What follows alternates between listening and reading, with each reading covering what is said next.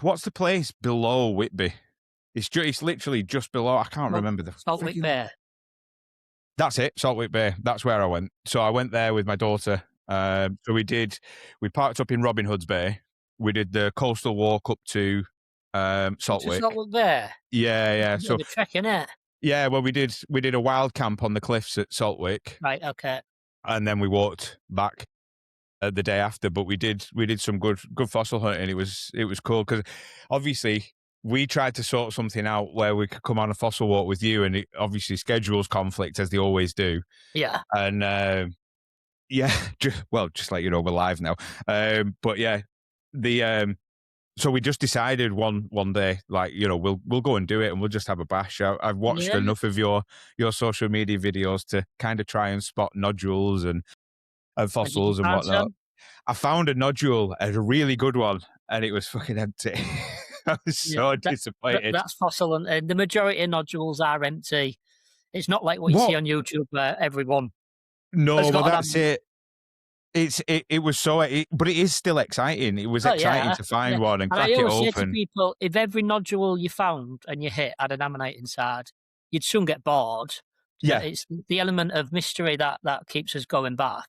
it's that lucky dip. It's Yeah, it's exactly. like It's like Mother Nature's anything. lucky dip. Yeah, I do quite a bit of fishing, and every time I went, I caught a 30, 40 pound carp. Yeah, it'd be nice, but I'd soon get bored.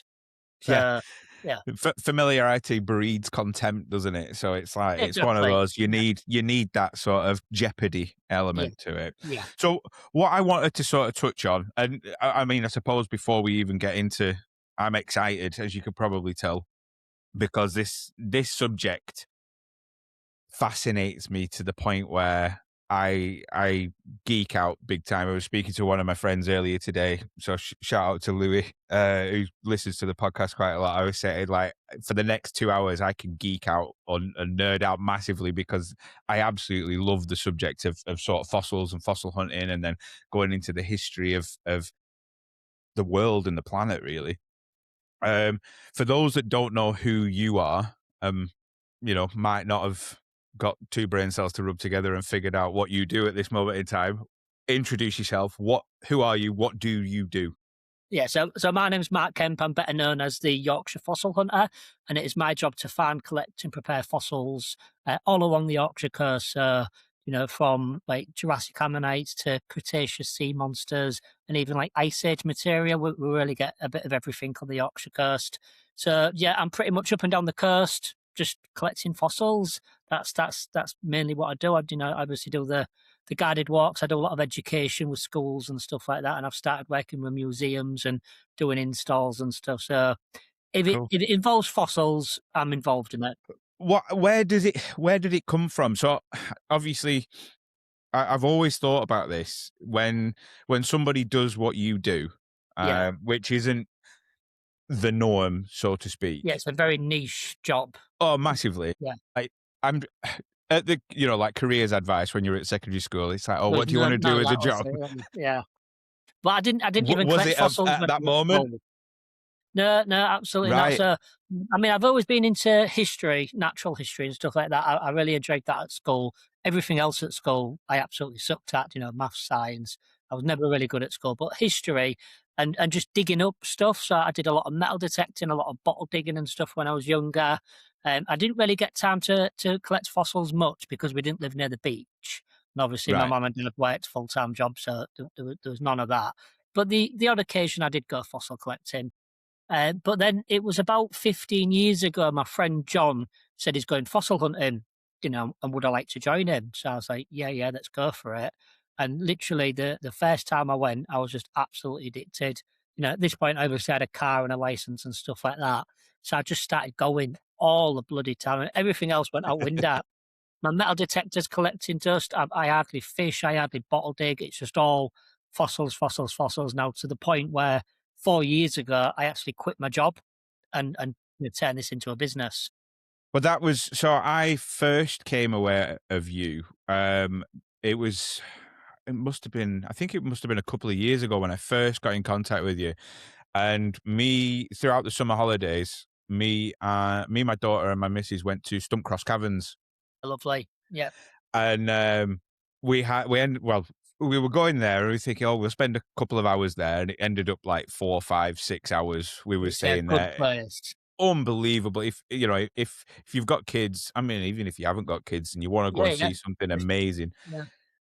definitely worth a visit. But then there's a lot of your fossils, I think, that Yeah. they used to sell in the Yeah, shop that they've and got there. not just now, but as some of the education pieces that the cave woman talks about in our fossils as well, and we're really good friends, me and the guys at Cross Caverns. I do a lot for them, they do a lot for me, Yeah. even to the point where we're doing some, some proper scientific excavations there next year in the cave Oh, cool. systems. So it's not Yeah. Well, just, it's not just what you see on the floor. no, well, she was explaining. Obviously, they found like wolf bones and evidence that these caves were habited Yeah, at one point. yeah, yeah, And absolutely. then I'm like a, I mean, my daughter enjoyed it, but I'm like a fanboy at that moment. I'm like sort of glued more than she is. And then looking at all the fossils, and then we got talking about yourself, and then that's when I first got in touch with you. Um, Right. and I think the fascination for me comes from, it's almost like it's like that nostalgia to an extent, is the fact that, when you crack open a nodule, or even if you find an ammonite, you're the first human or the first pair of eyes to see that thing in millions of years. Yeah, it's a big, like, a bit of a neat. Everybody says that, do you know what I mean? But it resonates with a lot of people. We are literally the Mm. first people ever to hold that fossil. You know, when that creature was alive, humans weren't even on the planet.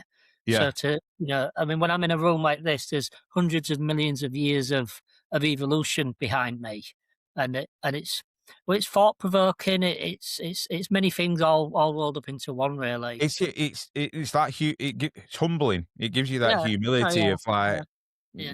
we're not the be all and end all of When life I on this when I tell planet. people about the age of some of the fossils, like, for example, on the North Yorkshire coast, the average age is about 186 million years, which to us is bonkers, isn't it? Because that Yeah. number. But I always say, like, if you're Jeff Bezos or Elon Musk, you probably got a better grasp Yeah, that's of a it. day's wage. Yeah, exactly. It's They find nothing. that on the back of the sofa, don't they? But to us, it's a stupid number, and I say these numbers every day, and even I still don't fully comprehend, the vast amount of time that actually is.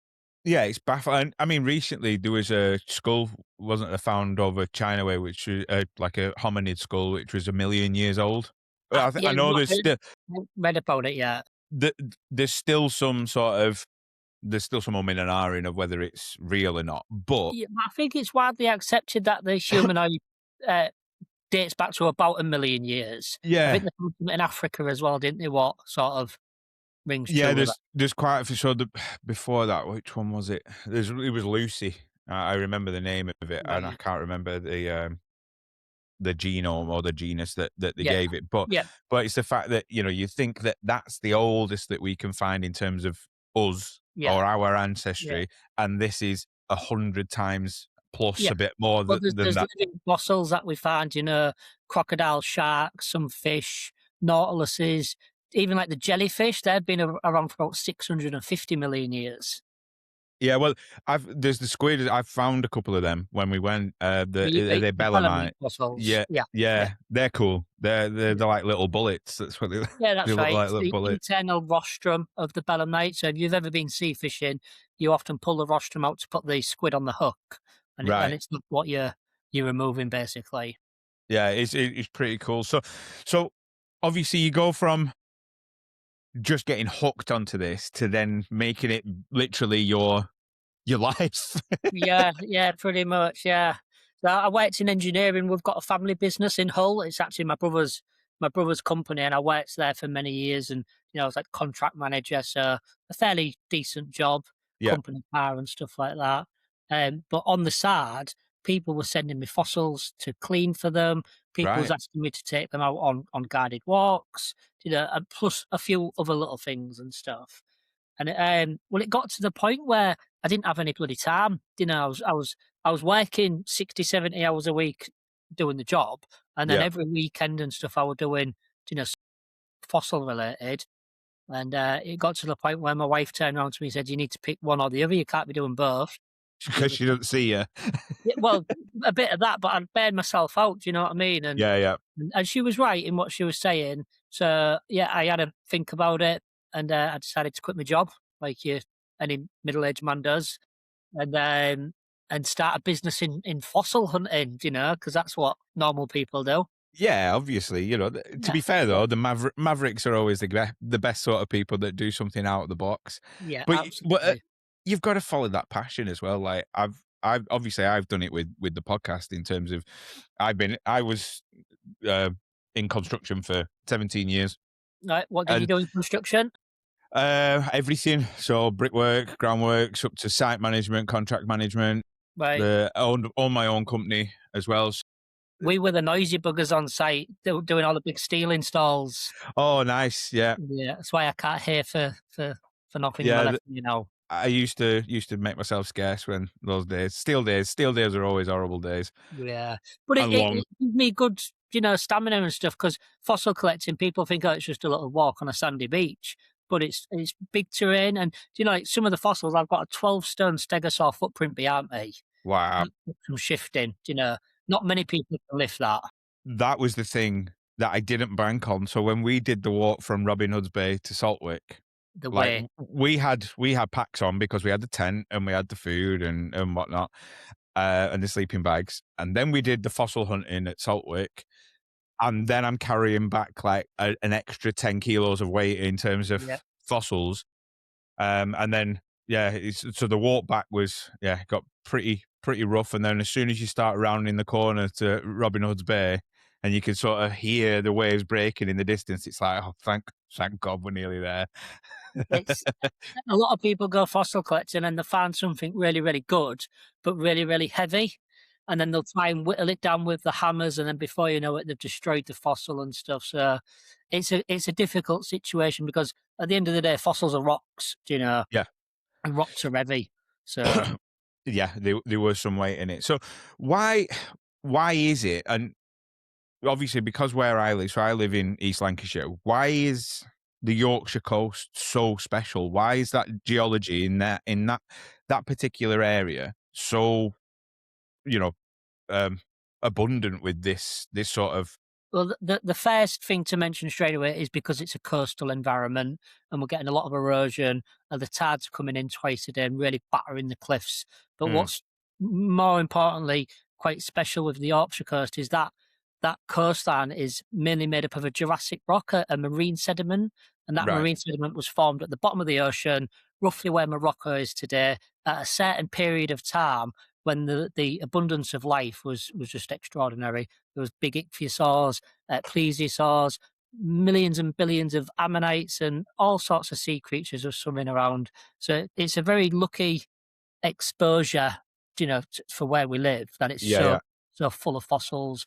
But not just the Jurassic rocks. There's around Speeton, which is a little bit younger, Cretaceous and stuff. We're really spoilt for choice. The full Yorkshire coast, it's all fossiliferous.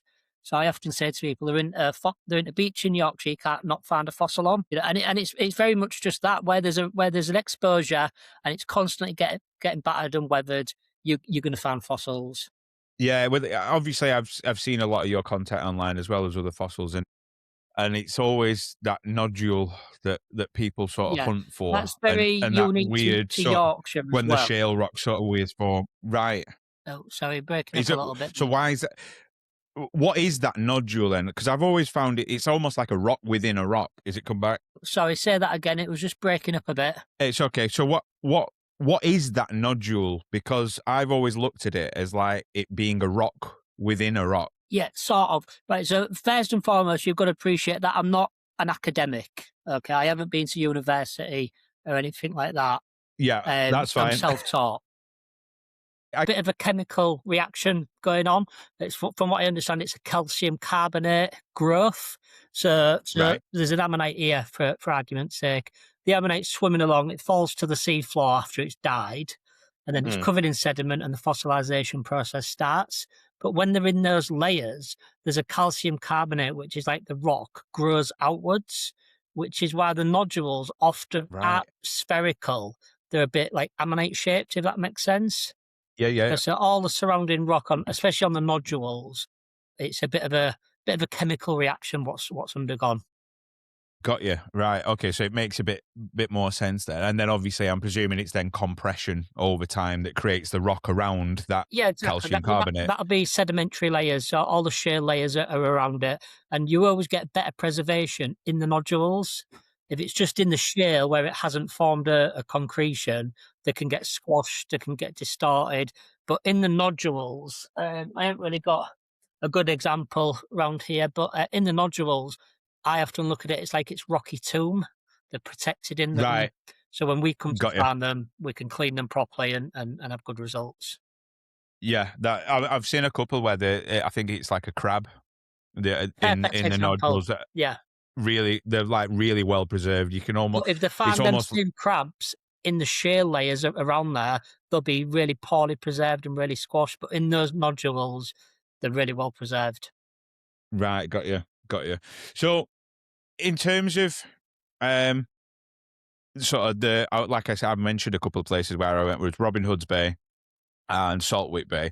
Where's it is like you've mentioned, it's all along that sort Yeah, of yeah. stretch of Yorkshire coast. The full Yorkshire If coast. Yeah, so from Redcar to Ravenscar and everywhere in the middle, like Port Mulgrave, Ives, Whitby, Sands End, Kettleness, all of those beaches.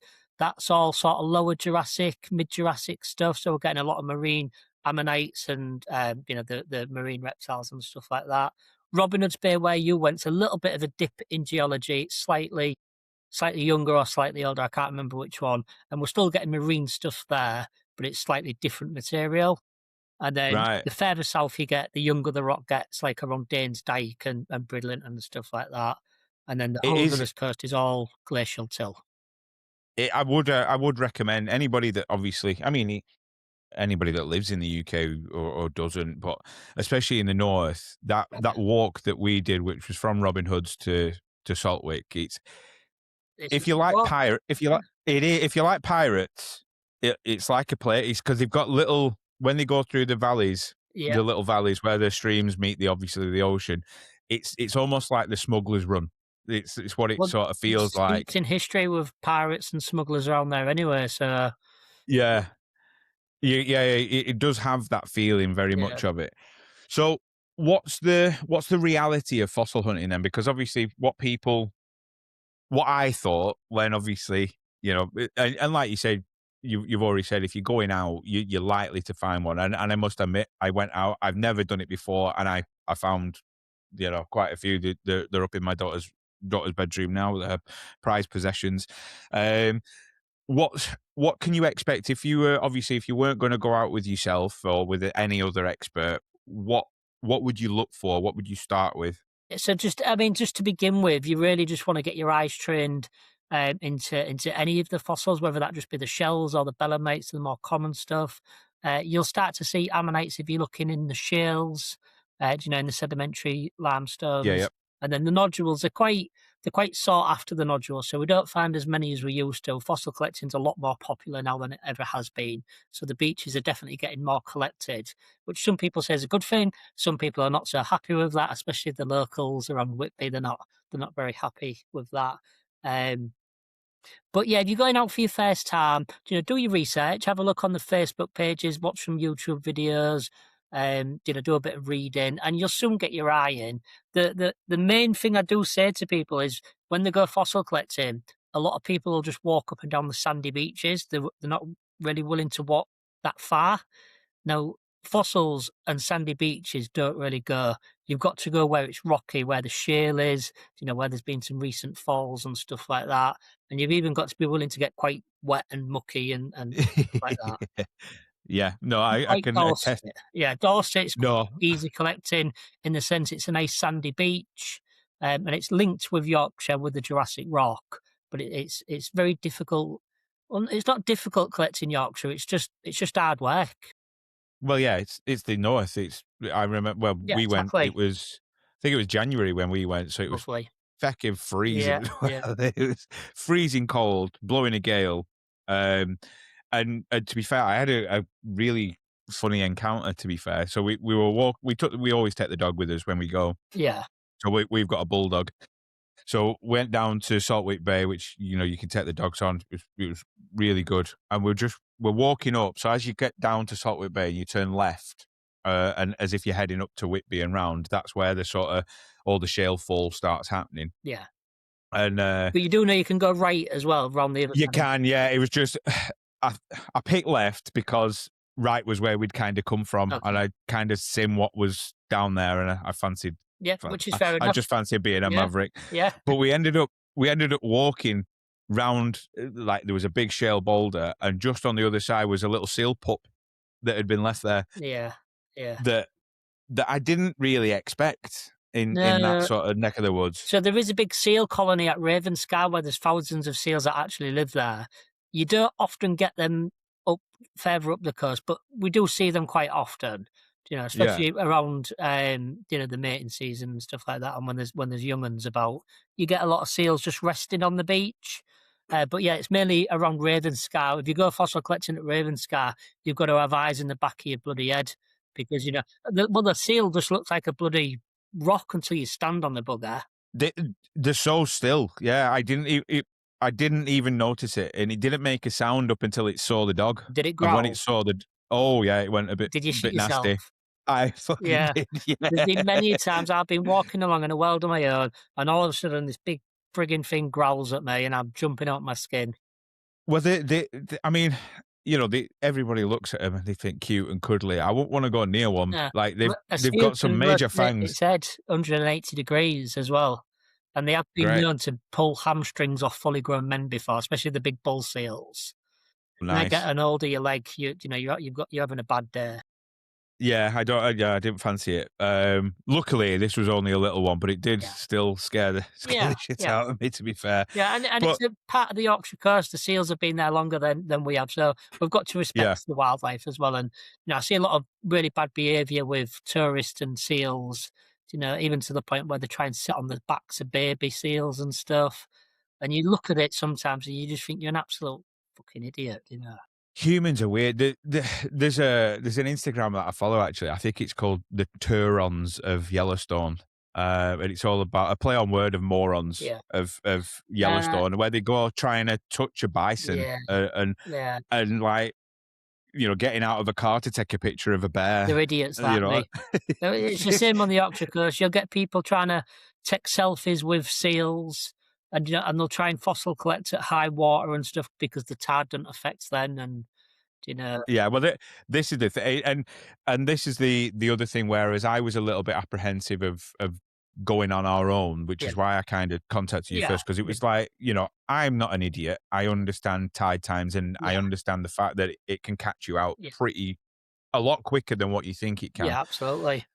The tides move very, very fast, and especially on the northeast coast, Yeah, and they're quite especially where violent. you was, that strip between Saltwick Bay and Whitby, that's such a flat plateau there. That's one of the most dangerous parts of the North Yorkshire coast.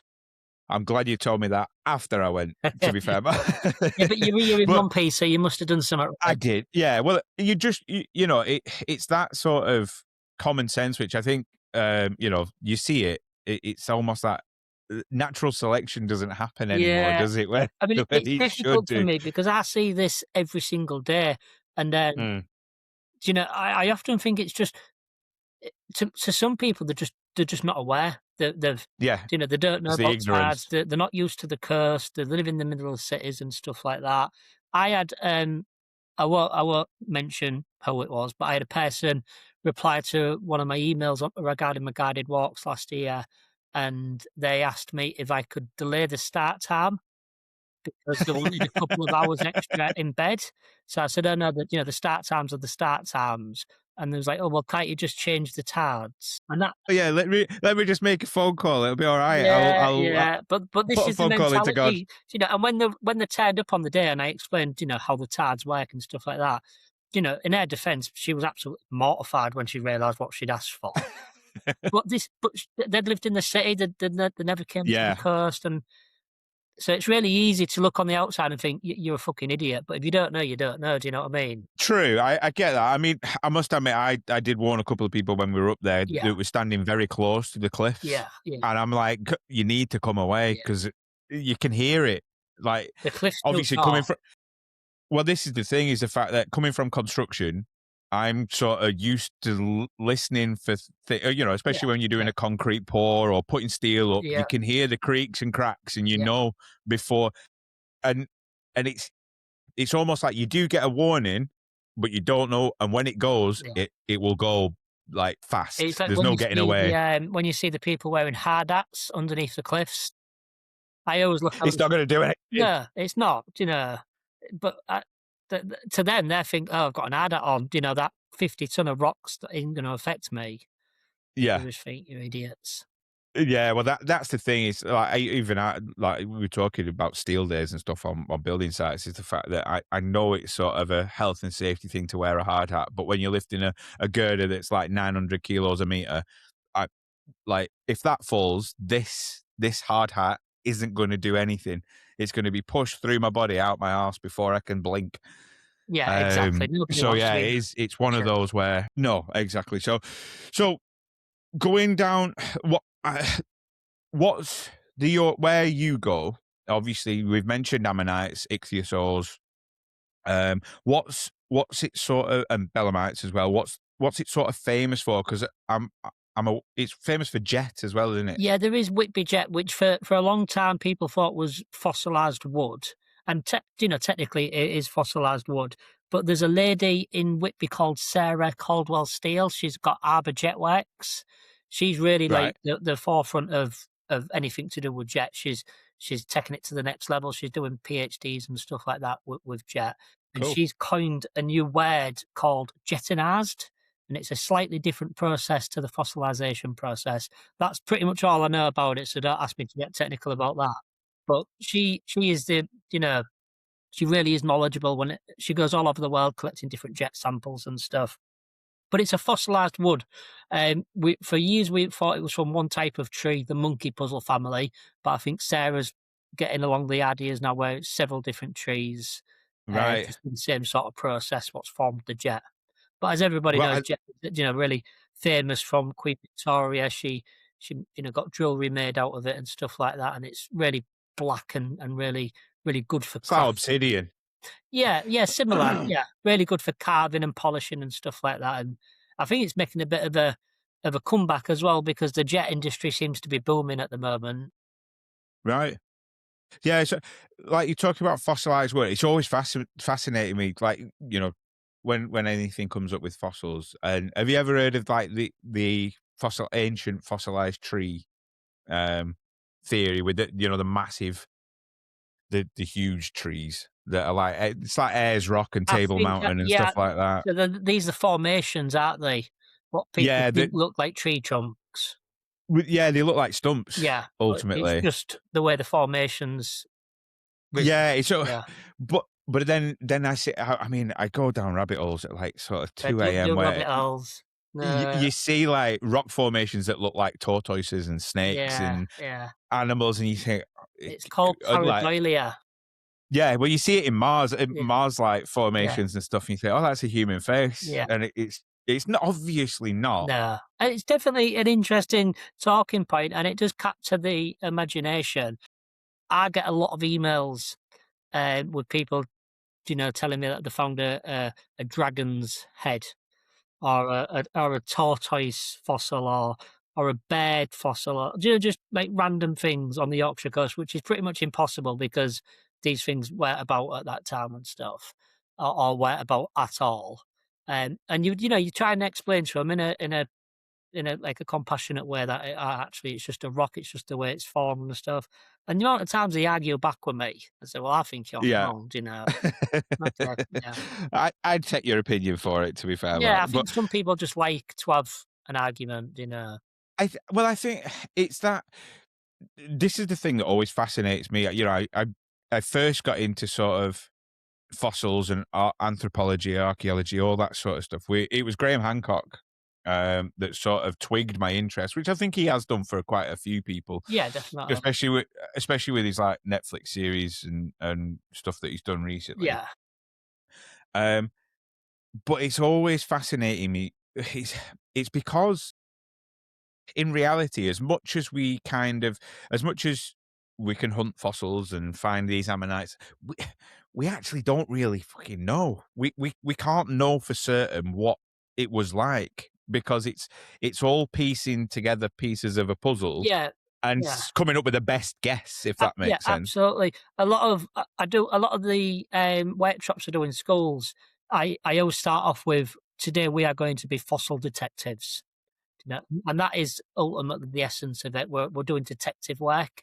There's some things we can look at, like living fossils, and say, "Well, that's what they look like today, because 'cause we've got an alive one here, and that's Yeah, what yeah. they looked like 80 million years ago," and we can work out the change. But if those creatures that we're finding are extinct, then it is ultimately detective work. We can look at Yeah, the and environments and we can look at the stratigraphy and the topography and stuff like that, but it's just a lot of detective work, and it is good fun. yeah, and I think that it's because unfortunately, as unless I don't know, I don't know if anything changes in the future, but because that mystery is never really going to be fully solved to the point where, unless somebody invents a time machine where we can actually go back and view it, Which is what I it always say in my school workshops is, to try and inspire the kids, I'd tell one of them to invent a time machine at weekend and let me go back in time with them. yeah, it's unless that happens, we're never going to solve that mystery. So I think it it will always have that draw Yeah, for people. absolutely, especially with the dinosaurs. That's a really big Yeah, thing for most people. When they think of fossils, you think of dinosaurs. A lot of people don't even know about ammonites, and they don't know that an ichthyosaur is a marine reptile and not a dinosaur and stuff like that. But yeah, definitely, it's the element of the unknown. It keeps us all on our toes, and it keeps us all, trying to work and discover new things. yeah, I think, and there is that sort of facet because obviously I think I read something the other day that they actually haven't found one full complete dinosaur skeleton ever. It's always they kind of piece together. They've got quite a few pieces of one skeleton Yeah. and then piece together other bits I don't to I kind of don't know if that's exactly true. I think they have found complete skeleton remains of dinosaurs. right. A lot of, like, the really famous ones are incomplete, like Sue, the T-Rex was only, I think, Yes, 5% of it was found, the rest was reconstruction. But I think they have found complete dinosaur skeletons, I'm pretty sure they have. I could be wrong, but I think they we, have. we yeah. I mean, God, I read loads of stuff online. I don't know what's true and Well, what's not true. So yeah, I've got a everybody needs to fact check. Yeah, I've got a complete Psittacosaurus skeleton that I'm mounting over the winter, with the metalwork and stuff like that. And Nice. now that may be from 2 or 3 different finds, and they put it all together, but it may be a complete It makes one Psittacosaurus. Yeah. complete. Yeah, yeah. Oh, is that the one that you were hanging? No, that's a whale skeleton for the Hull Maritime Museum. Right, yeah, because I saw that and I thought I'd Yeah. love that in the house. Well, that's just a little killer whale skeleton. We've got the big whale skeleton to hang next year, which will be really, really good. But no, this one that I'm on about, it's a little dinosaur, a little plant eating dinosaur, the Psittacosaurus or Psittacosaurus, however you want to pronounce it. It's just like a little dog-sized dinosaur, and I've got to make Right. a metal frame for it to stand up and give it a life pose. So where did you find I'm presuming did you find that? No, no, that's from Java, I wanna say. That's Right, for okay. a private museum down south. They sent me that for me to do the metalwork. Right, and then you've gotta send it back. Yeah, people send me stuff all the time. I often have where I live, it's like a bit of a rabbit warren around here, and sometimes a big Arctic lorry will turn up, and I'm like, "For God's sake, I'm literally just a workshop on the side of my house," and there's all these crates of rocks getting unloaded in my garden. It So when there's a traffic jam, it's like, "Oh, Mark's got a Yeah, delivery again." it keeps the neighbours entertained. They don't know what's coming out of the back of the wagon. I They don't know end up what's like coming out half the time.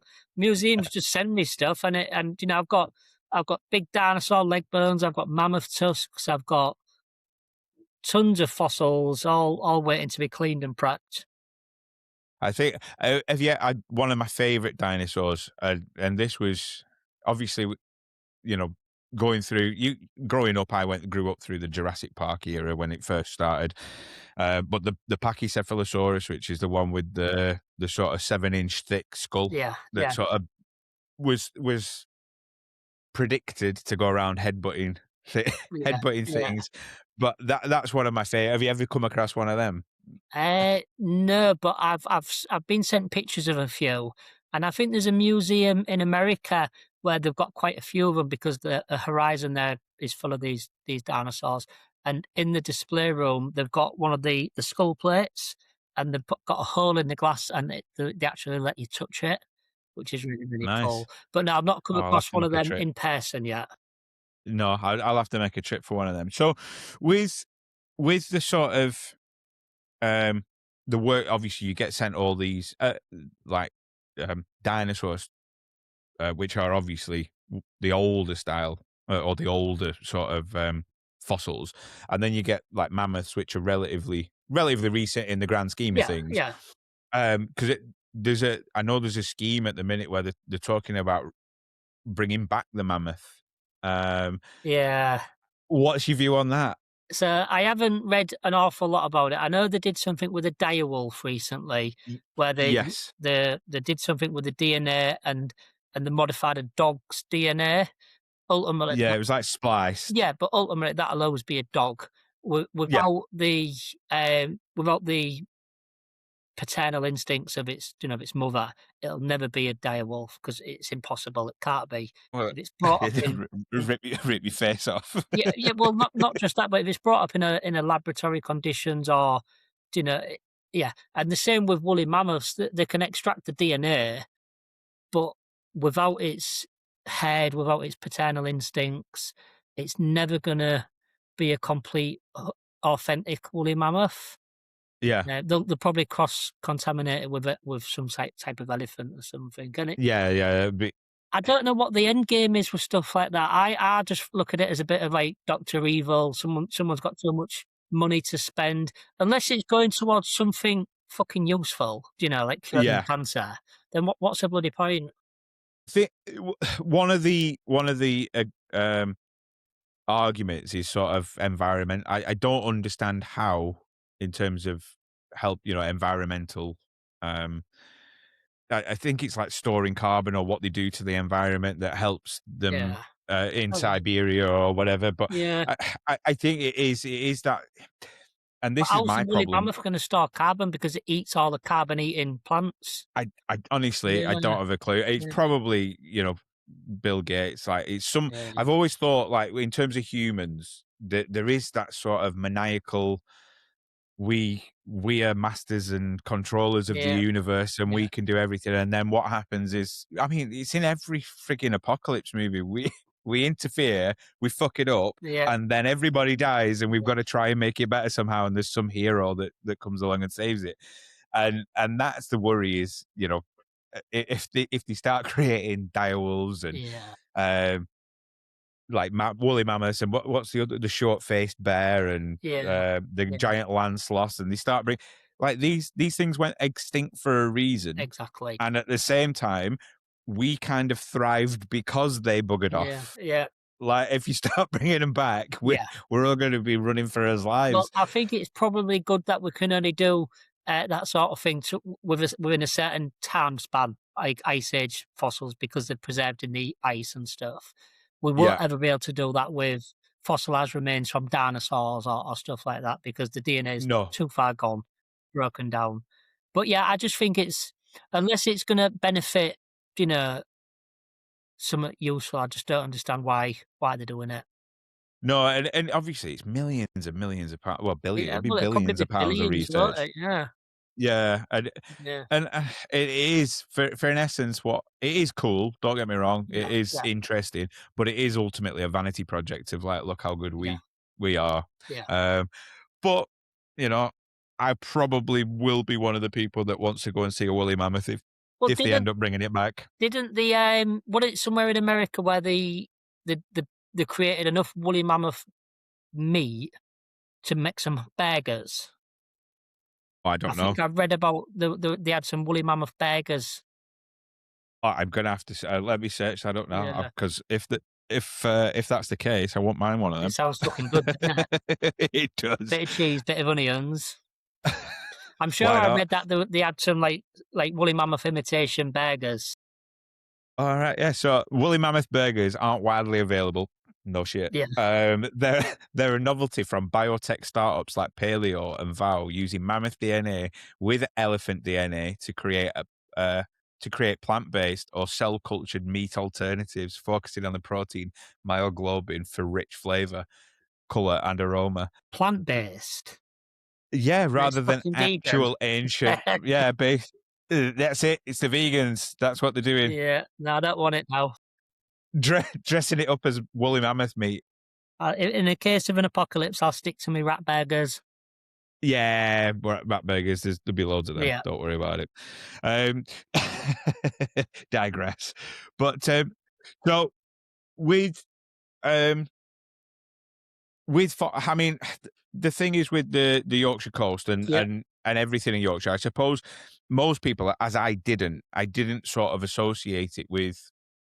I associated it with oil rigs and wind farms What, and the Yorkshire coast? yeah, Yeah, not even though I live relatively, within yeah, 2-3 hours, relatively close. yeah, It wasn't sort of other than Whitby, which was all about the abbey yeah, and yeah. and whatnot.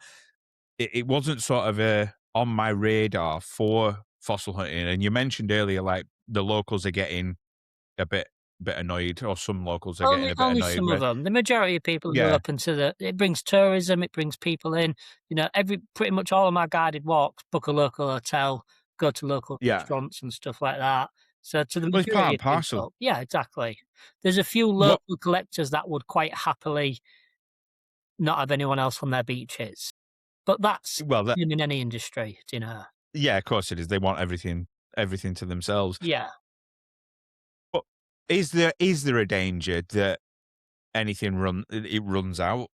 Well, I get that quite a bit. I mean, I've even had people blame me for their lack of fans because I am collecting all of the fossils It's your fault, Mark. single-handedly, yeah. So one thing you've got to appreciate is these cliffs are massive. That that Oh yeah, that formation, the Whitby mudstones where all the fossils are, that goes inland for miles. It goes below us, for hundreds and hundreds of meters. And we've only got a really slow erosion rate on the North Yorkshire coast. I think it's like less than a meter a year, not even that in wow. some places. So, you know, there'll be fossils released on the North Yorkshire coastline probably long after humans have left the planet. Right. So everybody just needs to pipe down and stop Yeah, worrying. yeah, and the beauty about erosion on the North Yorkshire coast is they're getting eroded at a really slow rate, so that makes it possible for future generations. They're going to be finding fossils as well. I think there's evidence to support that. Not just I'm not talking about the North Yorkshire coast here, but there was some dinosaurs walking on top of fossilized ammonites. Right. Yeah. That Also, sort of puts it into perspective a little bit, doesn't it? That there'll well, be yeah. there'll be fossils found for millions and millions of years. That it's a natural process. The Earth's done fossilizations, ever since the beginning of life, basically. So obviously we're speaking of ammonites, and I know you showed one before, and people might not have there is a very similar creature that's still alive now, isn't there? I think, yeah, you're referring to the Nautilus. I am. Yeah, that's got like jets. Well, if you bear with me for 1 second, it's not quite finished yet, but here's one I've been working on. Oh, that's so cool. Also, oh yeah, that is. Look No, at I've, that. I've only just finished cleaning this. I haven't given it any varnish treatment yet. But yeah, this is a Nautilus, and that is an ammonite, and you can see the ammonite's got a lot of ribs on it. The Nautilus is a tend to be just more chambers. But yeah, Nautiluses, living fossils. I think these guys have been on the planet for, I think it's 400, maybe 500 million years, and they haven't It's changed very just a much in bit. all that time. No, and I've seen ones where they get Oh huge as yeah, well. The fossils like yeah. almost man sized, There's like one. really really There's big. one down here. What I can't pick up. It's like a truck wheel. The biggest ever Nautilus I found on the Yorkshire coast Well, that's a bit of an exclusive actually, because no one knows I've found it yet. I'm There we go. I'll take that one. I'm gonna be cleaning it over the winter. Wow. So, like, it's hard. I mean, that in itself, even though it's a living fossil, and what it's just, I've had this theory. So, like, when people talk about uh, giants, Yeah, the giants are real, and yeah, there's all this sort of whether the hoaxes or whether they're not, who knows? I mean, it's it's fun. It's like yeah, Sasquatch and yeah, Bigfoot. It's yeah, fun at the end of the day, whether yeah, it's real or not. It's entertained idiots for yeah. years, and that's me. And I sort of I do get on board with this sort of giant theory and the giant humans, because, and the reason is, and this is why I'll link it back to what we've just discussed in terms of these ammonites and nautiluses that are like size of truck wheels and people in history. Everything was bigger. Like we mentioned the short faced bear, it was fucking huge. It It was was only bigger at certain periods of time when yeah. there was oxygen booms. And this, so you've got the giant land sloth, you've got the short faced bear, you've got these saber toothed cats that are all bigger Yeah, than anything yeah, that's alive today. yeah. Why wouldn't that be a human? Because Why at the would time there was a big oxygen boom, so everything got bigger. The plants got bigger, the plant eaters got bigger, the meat eaters got bigger, all because of this big oxygen boom. During human time spans, we haven't had those oxygen booms. Oxygen's quite right? low. But say tomorrow we woke up and there was 40% more oxygen in the air. Over the course of the next couple of thousand years, we would evolve into much bigger humans. Well, just see now. This is why all these billionaires that are like maniacal, trying to sort of push vaccines and Yeah, this that. yeah. Just start pumping oxygen in. Let's see what can happen. Yeah, Like yeah, yeah. like I mean, few thousand we years. might die as a result. As you know, we might not be evolutionary, aligned with more oxygen. We might just be surviving at the rate we are for a reason. If it means that I could be 12 foot tall, I'd take that risk personally. Yeah. Yeah, I think I would. it'd be more like your 20th grandson in a land would be 20 foot tall. You'd die I'd exactly the same height as you are, I'm afraid.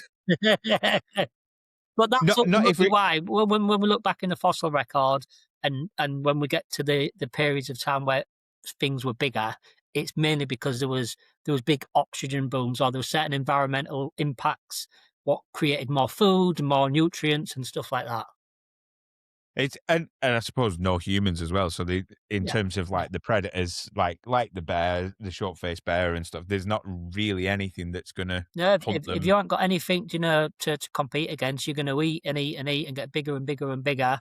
And if you're surviving for thousands and thousands and millions of years, evolution's just gonna continue to grow with that. Well, that's I was a guy called Jake Swindles on the podcast. A really sound guy. He's I always butcher it.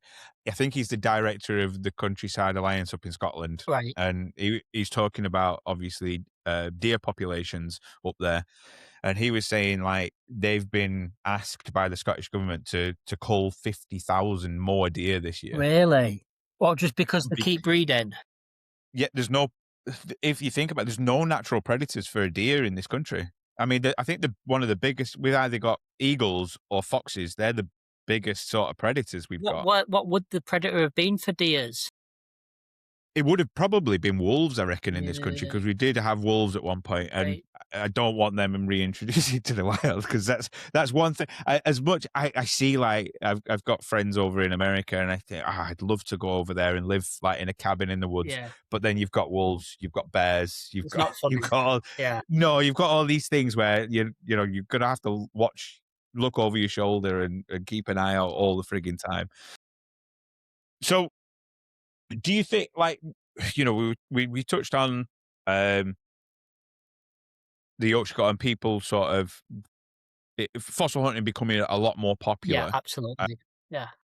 Presuming like social media has a massive Yeah, impact on 100%. Yeah. that. Yeah. I mean, it did for me when I sort of I watch your videos and it's like 2 hours later and I Yeah. think, oh, Yeah. yeah, I better go to bed. Yeah.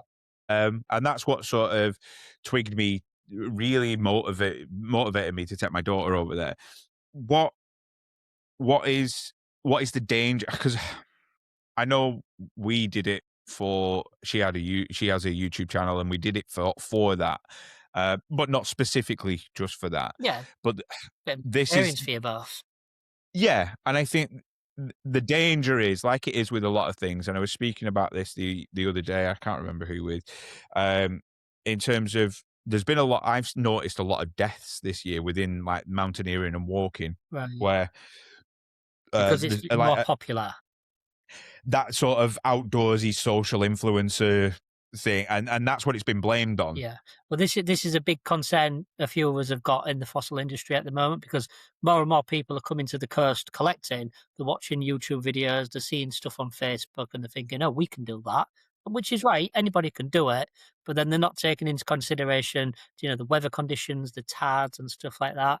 And while there hasn't been any direct related deaths to fossil collecting, it's only going to be a matter of time before someone gets killed by a cliff fall or someone gets washed Mm. out to sea and stuff like that. There's been a few close calls, quite a lot of close calls. Um, there was that terrible story about 10 years ago. That little girl that got killed by a cliff fall. Now they weren't fossil collecting; they was just on the beach, enjoying a family day. Yeah, yeah. And she was too close to the cliff, and a big rock came down. I've had friends who have been hit by rock falls and been lucky to live. There was a guy on Facebook, sort of like bragging that he was going to be on saving lives at sea because he got washed out to sea and stuff like that. It's it's that respect for sort of like Yeah. we were talking like Joe. He's previous episode. Yeah, he's not actually released yet, but he will be by the time this comes out anyway. When your penises Um, are out. yeah, so Jordan Hall he's called. He's a storm chaser from the States, All right. and Those guys are bloody nutters. he's fucking off, Yeah. absolutely off his right. Unbelievable though. Like I can understand the appeal, Yeah. Yeah. because it is fascinating. I mean, I was trying to. It's difficult, isn't it? Because where we live, the most we get is strong winds, Yeah. sideways rain, Yeah. and sort of a lightning storm if we're lucky. Yeah. They're Um, big bloody tornadoes and stuff, aren't it's they? it's crazy, but I can understand the fascination. But then it's that sort of respect for that mother nature of you know if she wanted to, like Yeah. I know when you're on the coast and you can you I I suppose it's an intangible feeling of the power of the sea. Yeah. The sea is such a everybody's kind of drawn to it. I Yeah. think Absolutely. everybody wants to go to the seaside and Yeah. see this, and it's almost like an intrinsic feeling of returning. Um, but it is so dangerous. I know when we went up there in January, it was wild. Yeah. Um, and the water, especially on that northeast coast, to be fucking freezing. Call it So, Yorkshire bath for oh Yorkshire god, people. yeah, not for Yeah. me. I'm all right. I mean, It's a I difficult one when you start talking about this stuff. I mean, I've always said people have got to be responsible for themselves, first and yes, foremost. But I mean, if I died while I was fossil collecting, I'd die a happy man, you know. yeah, But then I I wouldn't be suppose that. happy having other people getting involved, the RLNI, the Yorkshire Yeah, yeah, ambulance, and just people on the beach. I wouldn't want them to be involved. But ultimately, that's the people you've got to think about in these situations. The RLNI risk their lives every day, just saving mm. people at seas. The Yorkshire Air Ambulance risk their lives every day, and those are the people that ultimately, take the blunt of it all. They've got to be Yeah, the it's guys. Yeah, because it is wild. I mean, that yeah, coastline, especially the bit that I saw, it is wild. There's really, not yeah, yeah. It is. there's nothing there really to. You've got a few beaches like Saltwick Bay, the first part of it, Runswick Bay. There's a few like family friendly beaches, but the moment you walk around any headland, you are on your own. You are the remote North Yorkshire with where anything can happen. If you fall and break your leg and you haven't got a phone or you haven't got a signal, that's it. You're done for. It's as simple as that. Yeah, it is, and that's the sort of the thing in terms of if anybody's listening to this and wants to go and do it, I would encourage you to do it, but do the fucking do the Yeah. research first. You've also got to And know your own abilities. Do you know, I get yes, well, I've got to be careful how I word this. I get a take your time. I get a lot of people on my guided walks who think it's just gonna be a nice sandy, strolly beach. You know, they turn up with flip-flops. They're not exactly in the best of shape, and it's like, "Well, we're going on a fucking 10-mile walk over massive boulders." You know, Yeah, that's fossil hunting. So you've hit the nail on the head, you know, do your research, but you've got to know your own abilities and know your own limits. If you're looking at an headland and you're thinking, "I might get round there, but then I don't know how I'm gonna get back," then don't yeah. bloody do it, you know, just Well, that was the thing for me. You know, when I said we went down to Saltwick and I went left instead of right, yeah. because on the right there's like a little land shelf Yeah, the salt the which has got Yon's Nab, yeah. yeah, and I thought, well, that would be a good place to camp.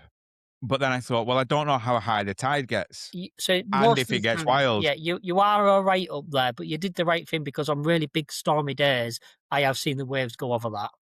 Exactly. So then I thought, well, I don't necessarily want to go that way. And then it's on like a bit of a shale shelf, and you kind of got to go round Yeah. Saltwick Bay to get to the other. And I was like, look, I could probably do it, but I don't know how wild the tide's going to And you get. had your I daughter don't with know, you, didn't you?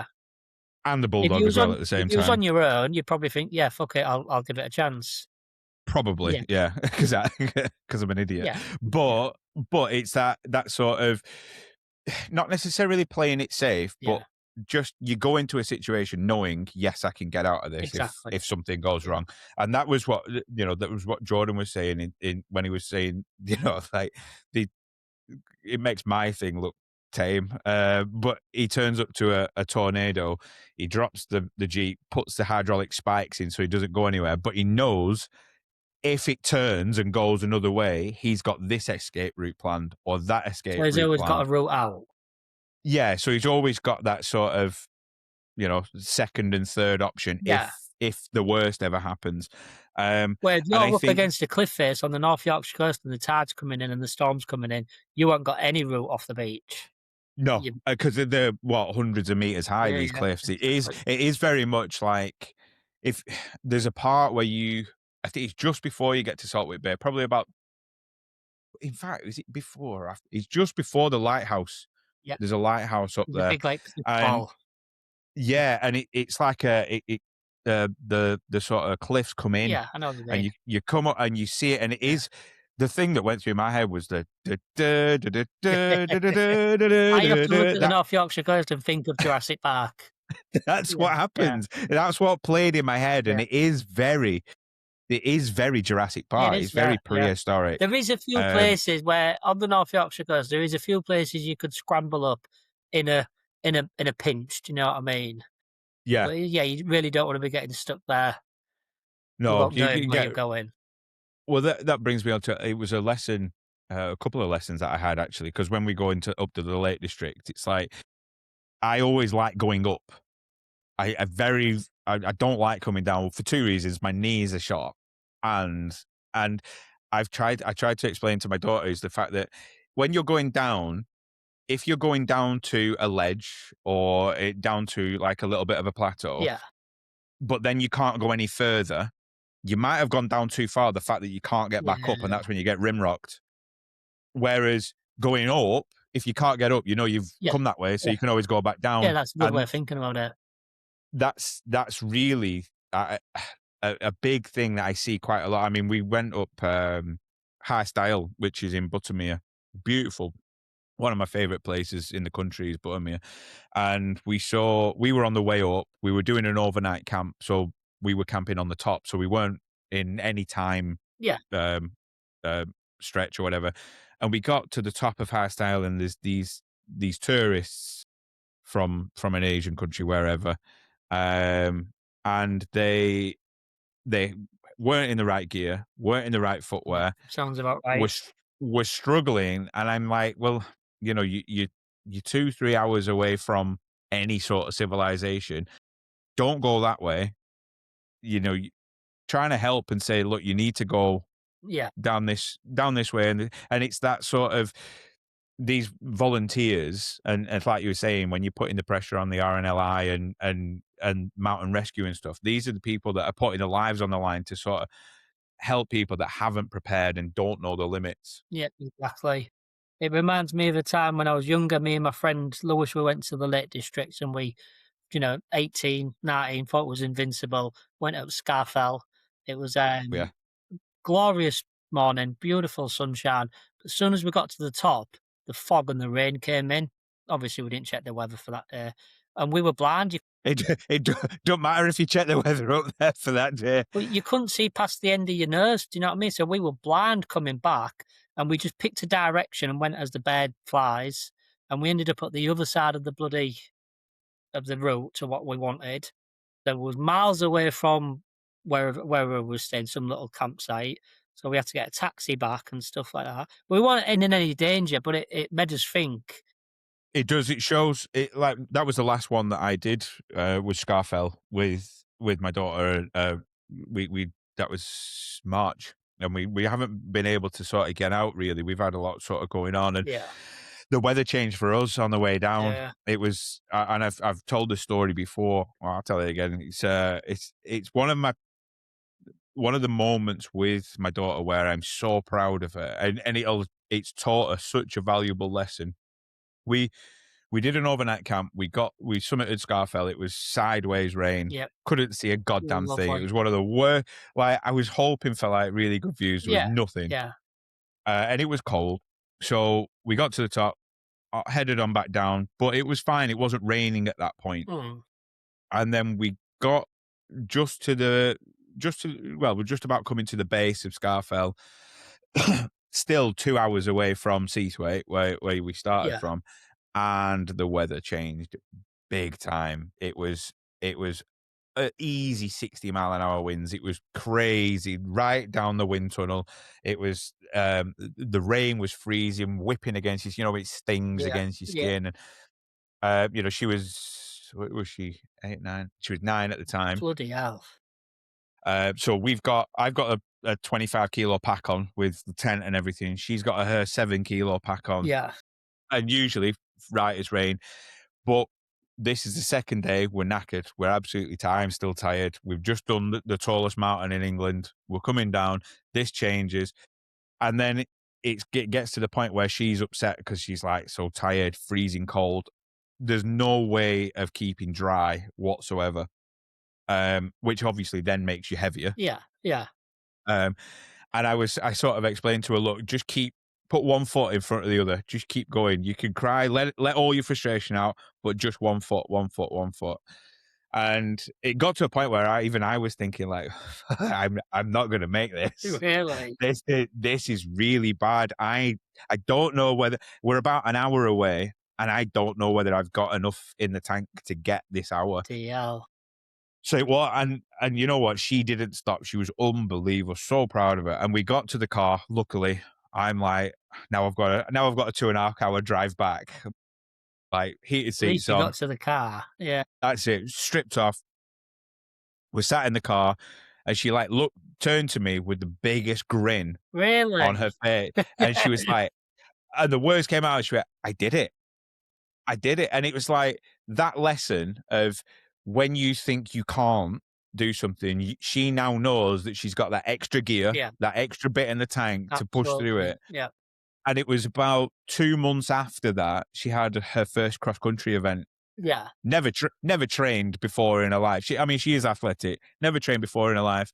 Across, I think it was over 170 kids across the borough.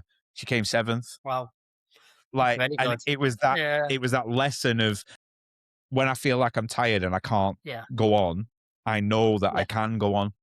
And it's like lessons like that are so important for kids, which is like what you do when you take these kids out on these walks and these fossil walks. Not only are they coming away with sort of these little pieces of history and amazing sort of memories that'll last them a lifetime, it's them lessons of, like you say, if you're going out on a 10-hour fossil walk over Well, boulders, not a 10-hour, but a 10-mile. 10 miles, sorry, that's what I mean, A yeah. lot of the fossil walks I do, these kids are absolutely knackered at the end of it, Yeah, and the parents are they openly admit that they've never done anything quite as exhausting as that ever, you know?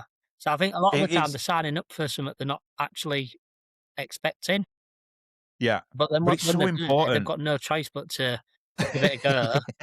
But Yeah, on the way back, when we're near the cars, they're absolutely buzzing. "No, we did it. We walked all that way. We did all that scrambling. We've got all these rocks," and yeah, life lessons. it is. It's so, so important. It reminds me there's a book, I'm gonna have to search the name of it because I think I've referenced it a couple of times on the podcast. It's a book about when I think it's from the 1980s, where it's like a childcare book. Right. It's Yeah. but From the but it like 1980s. yeah, Probably exactly. questionable. But it's not like but it's basically, it's a sounds really bad when I say it. It's like treating your kids like your dog. Yeah, okay. It's in terms of the fact that if your kids are a little bit hyper and they won't go to sleep and they're doing your head in and Yeah. they're disobedient, treat them like a dog. Take them out for a walk in the morning. Take them out for a walk in the evening. Tire 'em out. Tire them out. Yeah, absolutely.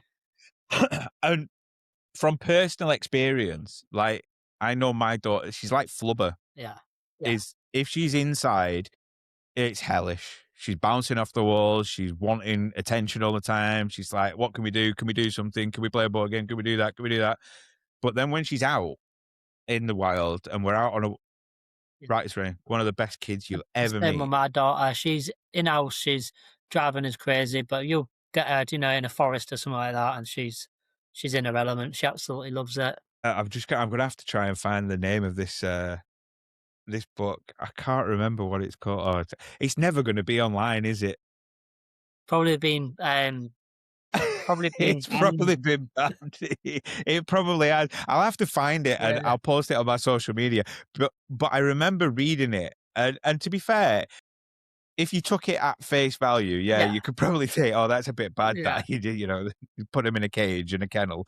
But it was the principle behind it. I kind of understood in terms of the fact that, if you we we'll do it as adults now. Like I know for a fact I played my when we were meant to have our episode, I Yeah, just played hockey up in Keswick that day. yeah, A long ass day. I was absolutely shattered. But I had one of the best night's sleep I've ever had right. because I was just so worn out Yeah, yeah. to the point where it was like, you get in the door, you'll do it after maybe like a fossil walk. You'll get in the door and you just like collapse and wake up the next day, but feeling so much better. And I think that's probably a lot of the problem now with a lot of kids and a lot of They don't adults do and that, and do they? stuff. Yeah. No, They're on they're on the phones. It's just modern yeah, life, innit? yeah. It's there's no substitute for me of getting out Well, I do in the count wild, myself incredibly lucky to, for the job I've got now. I'm out on the North Yorkshire coast. That's my office pretty much every day. You know, which is awesome. yeah, it's a good office, isn't it? It's not bad. Yeah, Yeah, it's not, but yeah, I can think of a few worse yeah, ones. Like I've exactly. I've worked in a couple of WeWorks. They weren't Yeah, particularly great. no, no. I remember once we was doing we in engineering. We was doing this job in a garlic bread factory, but it was in like the bin end of the garlic bread factory, and it fucking stunk, and there was rats everywhere. And we're trying Oh, to clean out nice. all these motors, and it was just terrible. I thought, Yeah, I'd grim. rather be on the beach right now. That and I think that's it. That was the sort of I've somebody's asked me because obviously I've gone from construction, which I had a pretty decent career Yeah, in, and yeah, gone to podcasting where this is all new. yeah, Um, but I've always been that annoying dickhead in a queue yeah. that will just talk to some. And I'm the sort of person where people will be thinking, "Fucking hell, he won't shut up. Why is he talking to me and stood next to me?" And I'm the I've always opposite of that. Unless it's someone talking about fossils, yeah. then really quiet, normally. I j- Yeah, I just find I find people interesting, yeah. really, really Which is interesting probably to why the. you've been drawn to the podcast then. And I think Yeah, that's it. It yeah. was like it sort of just happened in terms of construction didn't light that fire anyway. I found myself waking up in the morning thinking, "Oh, I don't Well, got let's work be today. honest, I the don't." construction industry is full of a lot of bloody egotistical knobheads. It is, and Yeah, it's becoming harder, Yeah. and it's becoming more saturated and more difficult, and, you know, it's It's the blame culture, the email culture. It's all just. it I gets was. Yeah. strangled as well with red tape to the point where nobody can do anything without councils or some idiot with a clipboard say so. And there's no practicality or thought behind a process. And it just got to the point where it became more of a headache than it was fun. Yeah. Yeah. Um, and not that I was looking for an outlet, or looking for something different. It was just like Yeah. it was that sort. I think I went through a midlife crisis pretty early, to be honest. Like Yeah. you mentioned right at the start, in terms of, Well, I yeah, so what? These are they're not just bad things, are they? Do you know? no, Yeah. I think it was like, right, well, what what do I want to do? What lights the fire? What am I passionate about? And I've always enjoyed speaking to people and boring people to death and Yeah. talking the back end off a donkey. And I mean, I know it's not a PC saying, but my mum always said you can sell snow to Eskimos and Santa Arabs and Yeah. you know, Yeah. speak to Yeah. people.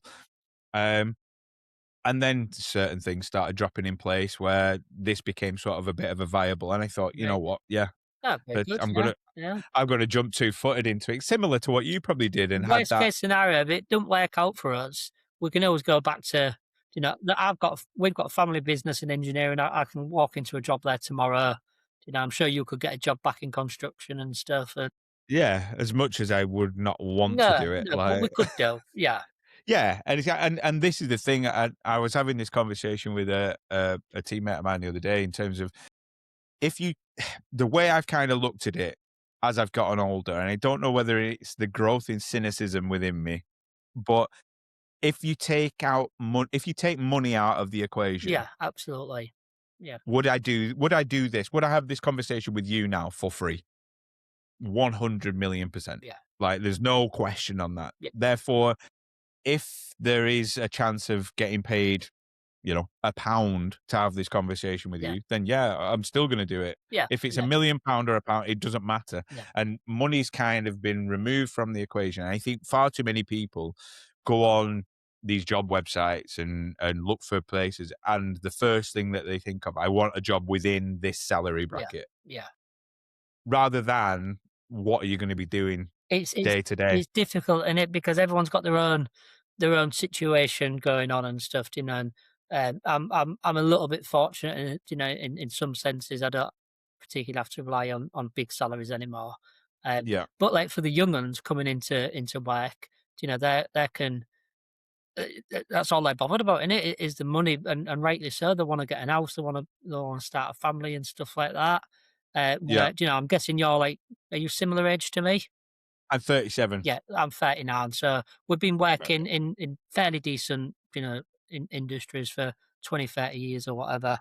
Well, 20 years. We're just past that sort of generation now, aren't we? So, we can sort of afford to do what we want. I think that's it, and I think it. I do feel so, and I've kind of tried to instill that value on my daughter Yeah, in terms of the fact that, they've got to work forget about hard to begin with. yeah, Yeah, forget about the money, yeah, choose your passion, because yeah, yeah. the the fact of the matter is, if it is your passion, you will enjoy doing it, and the Absolutely. money will come. Yeah, The money will come. Don't absolutely. worry about Yeah, it; it'll happen. But it means that you're waking up every day happy, yeah, 100%. There's a lot to be said for and that. a hell of a lot. I got Like, to the point where I was waking up and driving to the office, and I knew I had 50 emails from arsehole construction managers and food processing managers, and I just had all this shit to deal with when I got to the office. But I'd literally had to sit in my car for 10 minutes before I went into the office, just because I didn't want to go in there and face it all. well, it's that escapism. Yeah, Like, I did it. I Over the past 4 years, I've kind of given up alcohol, and yeah, I feel so much better for it. And I think that escapism comes from the fact of people are having to deal with stuff that they don't want to deal with absolutely. every Yeah, day. no. The moment I quit my job in engineering, I stopped smoking and I stopped drinking coffee. That Wow. very moment. Now, it was a good thing because I didn't miss the cigs at all. I really Mm. struggled with a coffee. I was gagging for coffee. But a couple of weeks later, it was just like a thing of the past. I was on blood Yeah. pressure tablets. That all stopped. So it was a massive boost in health and morale and, psychological and everything for me. It wasn't just quitting my job and doing something I loved. It was everything else, all the other aspects that came with it. It was a massive Well, boost. there's a lot like, so obviously you were talking about the Yorkshire coast, but that's your office, that's where you're at.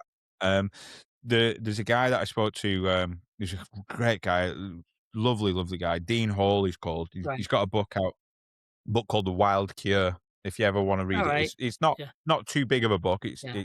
You finish it in one sitting, Yeah. basically, but so interesting.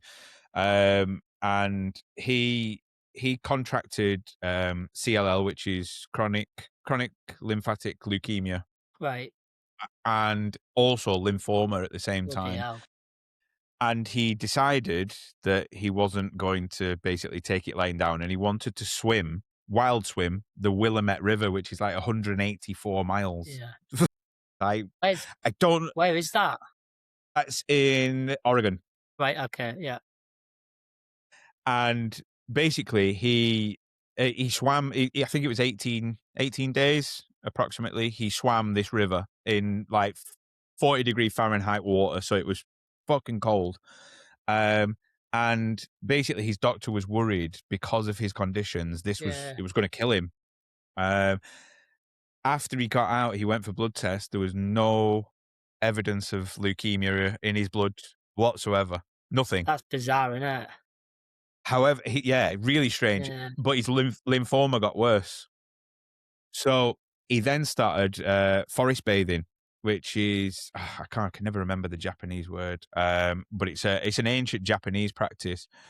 Um, Let me get it up so I don't butcher it. Forest bathing. Yeah, so what it is basically going out into the forest, and grounding yourself. Shoes off, staying in there within the Shinrin Yoku, it's called.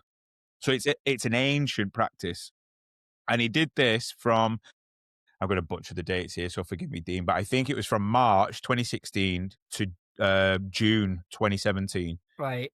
uh, and lymphoma gone. Wow. Wow. And and what I'm trying to sort of relate it to is the fact that your office is outside. Yeah. Yeah. It brings with it so much.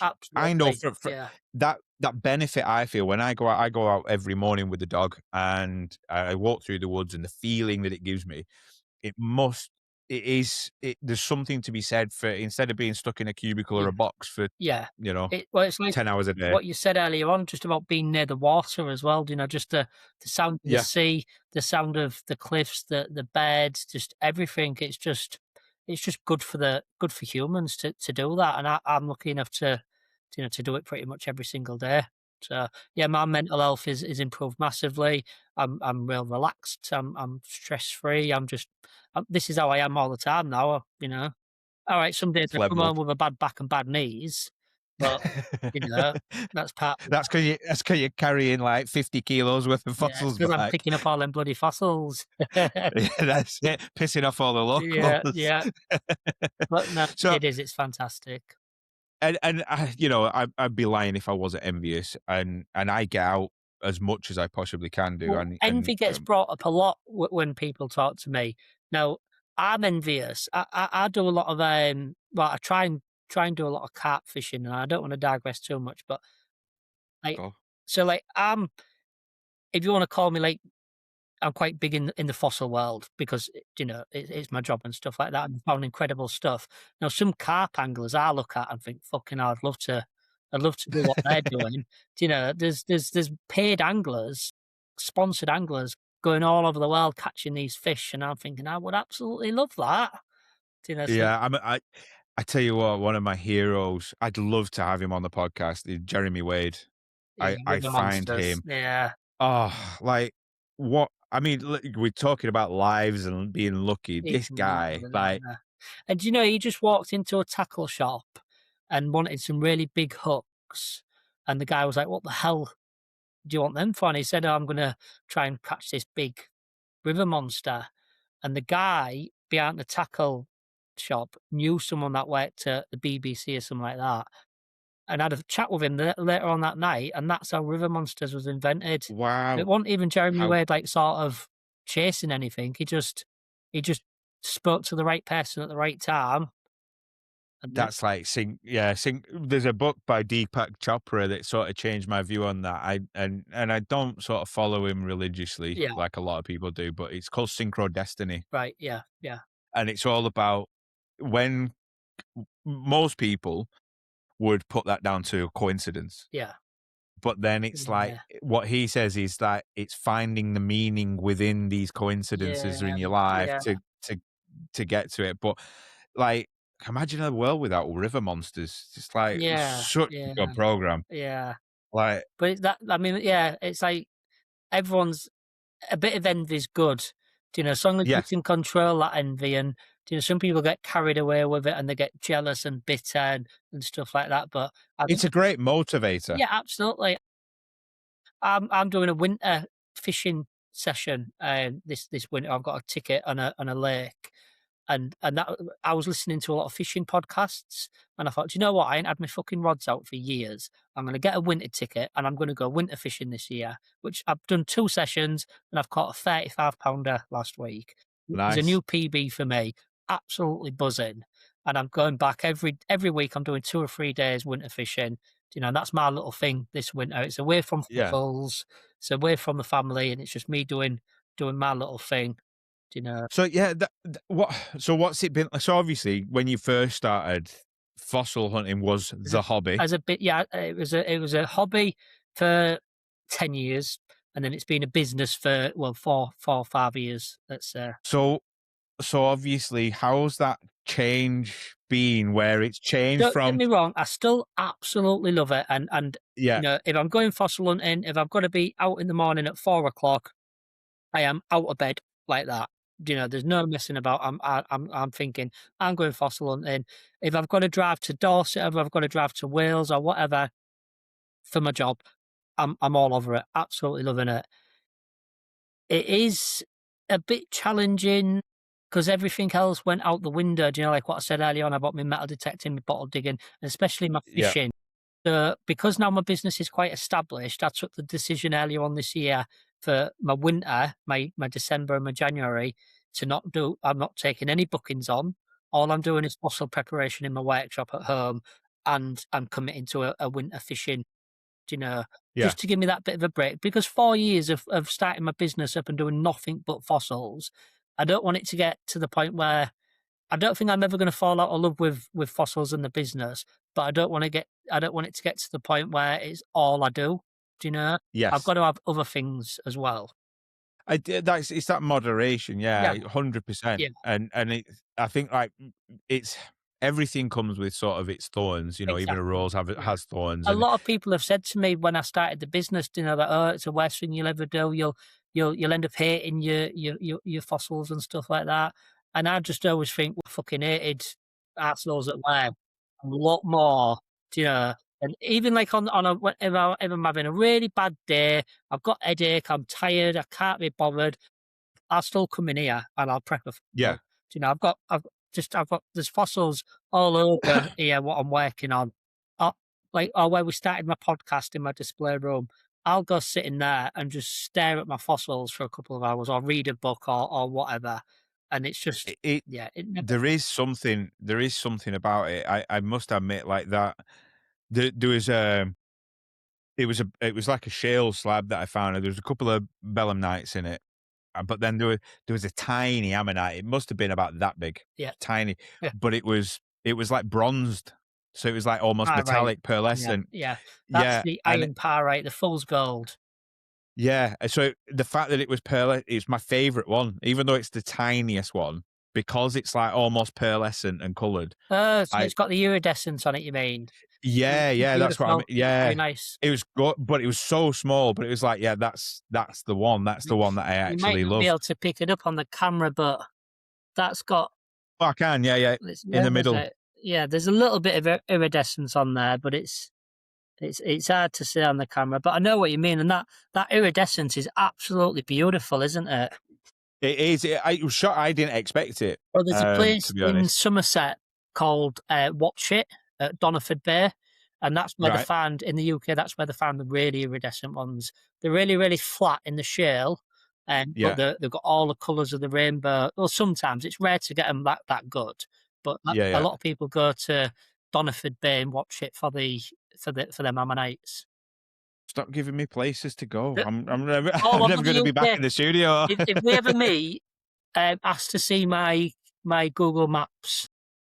Right. There is Like thousands of just. drop pins all over Europe, loads in England, you know.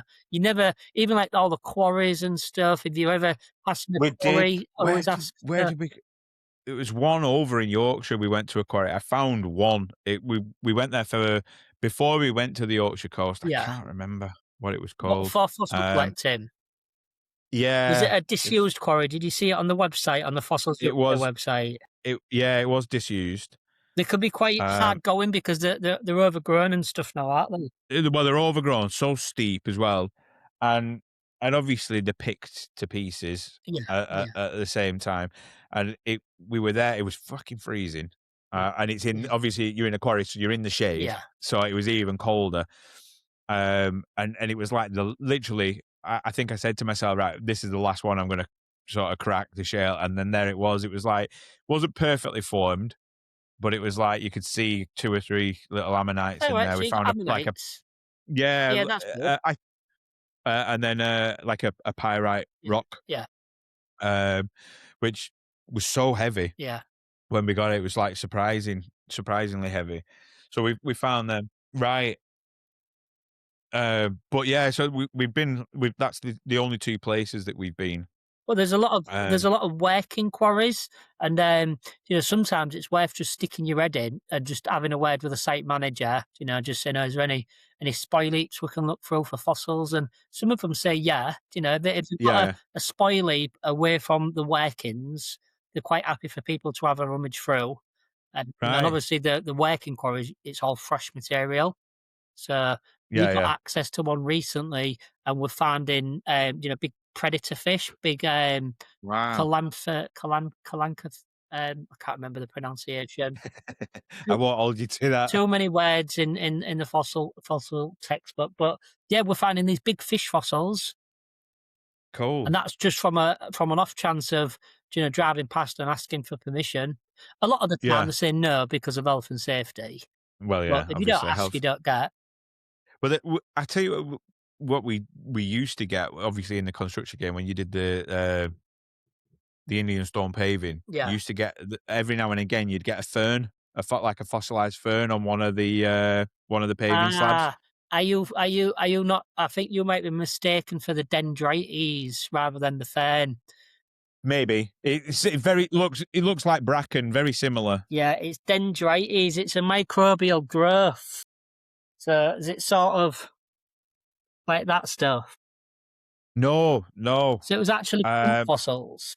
yeah, let me see if I can find it online. 'Cause Fern. I get sent a lot of pictures of on paving slabs, and it's dendrites, which is it grows like a leaf, but it's like a microbial growth. Yeah, no, it was. I um, Type I've definitely seen them. type in on your Google, type in dendrites just to see what that brings up. Let's have a gander. Yeah, I have seen them, Right, but that won't what you but I'm sure. saw. No, there was one. Wow, that's cool. There's one here. In fact, I can share it. There's one with like I think it looks like it's round a dragonfly. Bring up screen. There you go. Can you see that one? Yeah, that's really cool. Dragonfly fossil. That's Yeah, cool. beautiful. So that's like a Yeah, that's the dragonfly stuff. with that. That little black stuff around it, and like what's over there. That's Yeah, yeah. dendrite. That often gets mistaken for plant fossils. Right. Yeah, I have seen that, but to be fair, it's only been on one. Yeah, Um, it's not impossible. Do you know, we get a lot of plant fossils, so yeah, it very well could have been. but yeah, I mean, I suppose that's the only like I've said, there's not many that there's a lot of old disused quarries round where I live. Um, Where do you say I you are? don't think Lancashire. so. Yeah, so East Lancashire, Right.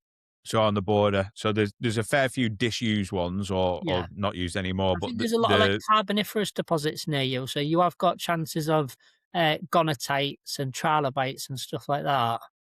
so which ones are the trilobites? Like the I little bugs, the little yeah, Yes. yeah. Yeah, I've seen them ones, And then talking in about the the Lake District, Whitehaven is good for plant fossils.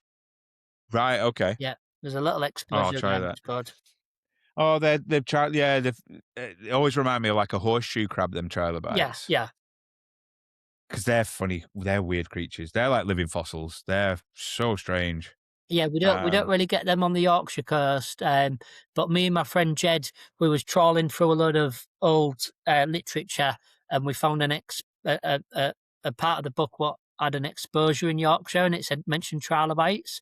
So for about 10 weekends in a row, we went to this certain area, and we were searching and searching and searching, and we eventually found this overgrown part with a lot of brambles and bushes and stuff, and we cut it all back, and we started, digging into it, and we're finding all these trilobites. So we've rediscovered a historical location, which is really quite cool. cool. Yeah. 'Cause Well, it the people in the know, you just don't put Yorkshire and trilobites together because it's never been a thing, but we've sort of like rediscovered that brought it discovery. back. Well, there's something to be said Yeah, for never giving up. yeah, yeah. Persistence is Right. a big thing. So what's the I know well, I don't know whether I'm giving the game away here, so forgive me. But obviously, what's the future for yourself in terms when I first Mm, heard about you in terms of stump cross caverns, obviously, you know, um, you found all these fossils that are obviously some are worth yeah, money, yeah. considerable amounts of money, and you sell them, and I've seen recently you do a few fairs Yeah, and so it's things. worth pointing out I'm a collector first and foremost. So Yeah, anything really, really good or scientifically is important, is I yours. keep in the collection. I do sell a lot of fossils, but it's the common stuff that we find a lot of, and I'd be mad not to pick it up on the beach, clean it and sell it. It's part of my income. I'm somewhat of a commercial collector, commercial paleontologist, if you want to call it that. I've got to pay the Yeah. bills like everybody else. So, there is a selling aspect to what I do. Some people agree with that, some people don't. But those people that don't agree with it, they don't pay my bills. So, up them. No, that's it. If they wanna pay your mortgage, then Yeah, you can exactly. And in the UK, I get a lot of young kids going to uni and college wanting to be paleontologists, and there's no future for them unless they move to America or Saudi Arabia or something like that. The UK is absolutely terrible for paleontology. Mm. Geology, there's a bit more money involved with that, but paleontology is pretty much a no go Well, unless if you it's a think about it, volunteering role. it's tiny. Like, if you think about it, I know obviously there's history's written by the victor, and this tiny little island has sort of a finger in every single country Yeah, yeah, that's sort of been in the world. But in terms of anything underground, archaeology, anthropology, paleontology, it's a tiny area, yeah. It really really is. tiny in comparison. I think if we was rich in dinosaurs, it'd be a different story. Yeah. I think the because of the amount of tourism that I'd bring in, I think we'd get a lot more investment. But because we're not, we don't. Well, Heard that's what about everybody the wants. plesiosaur that was discovered down on the Kimmeridge coast? What they was digging No, up the no, cliff. I mean, that was I might have yeah, done. you will have done. That was worldwide news. Part of the Steve Etches collection. So they excavated the skull that got funded and paid for. And then the rest of the body is still in the cliff, and they've worked it out. It's going to cost about £250,000, to excavate it. Yeah, exactly. But the government won't fund it. It's the biggest plesiosaur ever discovered in the world, the most complete, best preserved. It's a sea monster, and nobody will fund it. So they're doing like fundraising for it. Like scraping together a couple of £100 here and there. That's it. Is that's unbelievable. So that's yeah, Right. that bald-headed guy, that's Steve Etches. He's one of the most popular collectors in the country. He's a master, fantastic collection. All stuff what is found. and prepared himself. He's got his own fund. He got a museum built, funded by the National Lottery. I Wow. mean, if you're ever down Kimmeridge on the Dorset coast, it's 100% worth going to see that guy and his collection. It's a fantastic collection, and that's the plesiosaur skull, which That's was massive. that was actually found by a friend of Steve's. He found the tip of the rostrum on the beach, and then they went back with drone to see the top of the cliff, and they could see the rest of the skull in there. So it was a really And then good effort. the rest of the body's still So in the there body's still because in there, and the scraping together a couple of £100 here, a couple of £100 there to. It's just a sad state of affairs because, it the is. government could write them a check. There's the money, get it done, get it in the museum. That would bring people to the area. That would bring tourism in. Well, I know, and we mentioned about taking money out of a scenario and this, that, the other. It's like this has always been my fascination with it, and we mentioned it right at the beginning. Is the fact that n- we're never going to know what it is without a time machine for definite, for certain. Unless we've got Um, the physical fossil in front of us. but but this is the thing: is the fact that if you don't spend time on knowing your history or learning about your planetary history, it doesn't Yeah, necessarily have to yeah, be human history, yeah, but your planetary history. How the it you're walking into the void blind in the future, and it's like well, you we've know gotta know where I we come from to know where we're going sort of thing. that's it. And you talk about, you just mentioned like 250 grand, so a quarter of a million quid to get this unbelievable specimen out of this rock. Well, the The worst thing government, about that is the BBC were there recording it all. David Attenborough was there taking all the yeah, there's yeah, a picture of which David is fair Attenborough. enough, taking the glory for it. The guy's worth fucking £40 million. Why can't put your Yeah. hand in your pocket. The But BBC, they could fund it and make a programme out of it. the government have just spent £500,000 on redesigning the I gov.uk saw logo. that, and they Like, changed the colour and dropped the that's it. It's literally yeah, fucking it. They've like yeah, you could have asked ChatGPT to do it, yeah. I'd and have done and it for £5 less, I I did I'd have done it for relief on my council tax bill. Um, but it's like I know what you're it, saying. Yeah, you spent, and this is I think this is the frustration with a lot of yeah, people, and not to sort of get too political no, because, you know, but the frustration is, especially for people like you that are in this sphere, in this industry, the frustration is the fact that you pay your taxes, you pay your council tax, you pay this tax, you pay VAT, you pay whatever on everything. Any pound you spend, the government's got a yeah, little bit of that going absolutely. their way. If it get if it doesn't benefit you, Yeah, 100%. Yeah, services yeah. the James Buckley from the In-Betweeners, he has a podcast with his wife. There's a really funny clip of him when he's talking about um, council tax going up, but yet his bins are getting emptied less, and this and he basically goes, "Oh, what the fuck am I paying Yeah, you for?" exactly. Yeah, And he's this is the right. problem is yeah, and this is the problem is the fact that we can see this finance going left, right, and center on things that really don't matter. Nobody in the country really cared what the gov.uk logo No, looked like. no, Nobody cares. no. But then you've got something in your sphere which really, could bring in millions Yeah. of pounds And, in a year. don't get me wrong, we're not ignorant to the fact that it is just an old bunch of fossil bones in a cliff. Given the choice between spending it on the excavation and curing an illness or something, Obviously. we're not ignorant to that fact. But, like, you're hitting the nail on the head. They're spending £500,000 on a frigging logo. Yeah. Uh, Whilst something that could actually yeah, make them yeah, money yeah. I'm is just is sat in a yeah, cliff. yeah, exactly. It's criminal, and this is I think that's the problem, is the fact that people are just so frustrated where logic doesn't seem to Yeah, prevail yeah, quite a lot of the time. exactly. Um, I mean, it is a shame.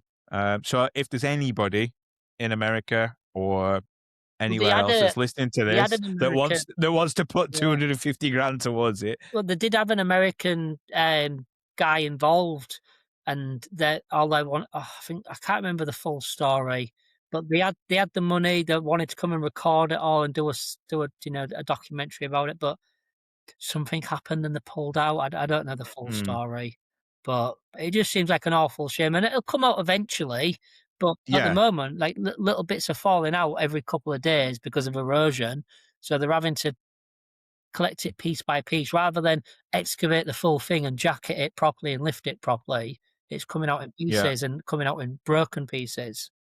I mean, the other thing as well is the fact that if it's a marine, like, animal like that, Yeah. I don't know whether they traveled in pods and stuff. There might be a hell of a lot more. Well, yeah, there will be in the area. There will 100% be more marine reptiles. The likelihood that this creature died, floated around, while the gases were still in its stomach, Yeah, and then eventually it would have sunk somewhere. But there will be, where you found one, there's more. It's the same yeah, in the North Yorkshire coast when, you know, be, because you don't hear about these discoveries often is because of the slow erosion. If we could, if someone gave me a digger and a load of TNT, I could find you 1,000 marine reptiles in a very short period of time because we'd just yeah. dig down to the right layers. And, if you could quarry the North Yorkshire coast, it'd be absolutely fantastic. But obviously, you're not allowed to do that. And I'm not advocating anyone Yeah, end don't up with a load of TNT. don't put a target on your back Yeah, you'd there. have natural England on your back in no time. But in theory, we've got all of these fossils on the North Yorkshire coast, and we're just scratching the surface. We are literally Mm, just scratching the cliff face. We're not, if you could go half a mile inland and dig a big quarry into that fossil-rich layer, my God, it'd be, yeah, the stuff that you'd find. yeah, it'd be the stuff of dreams. There's formations in Germany called the Holzmaden, and they're actually quarrying into that for the surrounding rock. But they go through the shear layers, which is very similar to the North Yorkshire stuff. And if you get bored one night and you want to look at some really cool fossils, type in Holzmaden fossils, and they have got fantastic marine reptiles, ammonites. They've got soft body preservation and everything. Right, that's what I'll be, on tonight. Yeah, and there's places in Germany you can go and you can pay to go into the quarries to collect fossils. Yeah, Cool. obviously they're not That's putting you on cool. the really, really good stuff, but Yeah, you still but get decent stuff.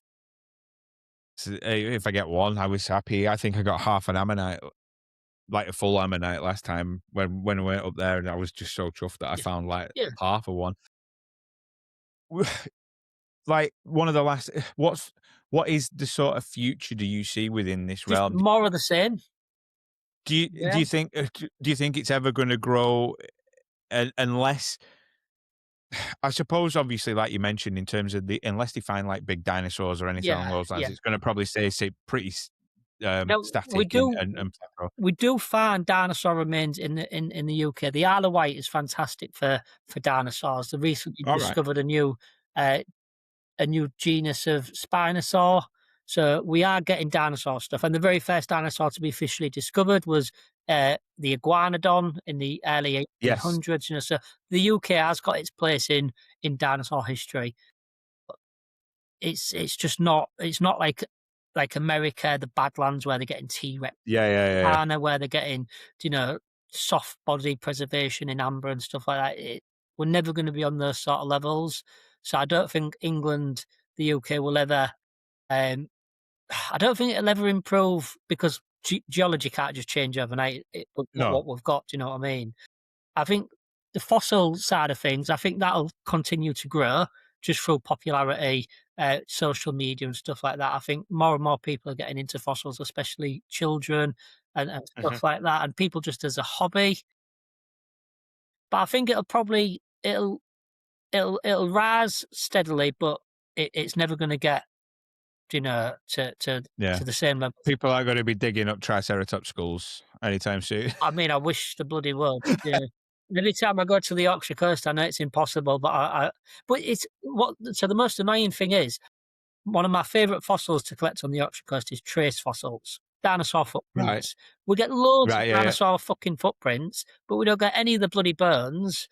There's yeah. the rock, So, basically, they just yeah, walked through we Great walk Britain, through they're them, pissed off to America. but then the rock, the way the rock's formed, it's really bad for preserving bone. So there would have been Right. bones there, but they have gone millions of years ago. But the Got footprints you. have remained, because that was just like a footprint in mud. Yeah, yeah, yeah. But it's so frustrating. And the odd bone does get found on the Yorkshire coast, but it's few and far between, and it's normally like a really water rolled, toe bone or something like that.